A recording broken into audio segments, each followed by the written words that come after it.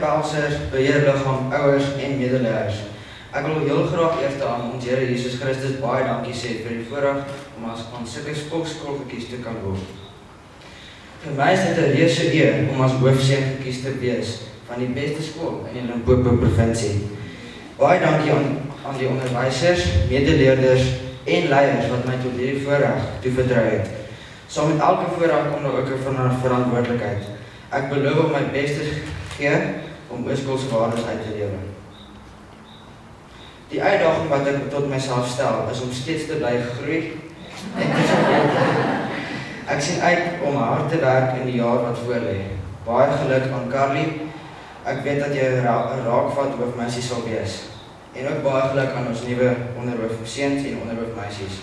Mag die Here ons barmhartig wees dat ons die taak wat aan ons toevertrou is, end uit met volhard sal voltooi. Ek dank u.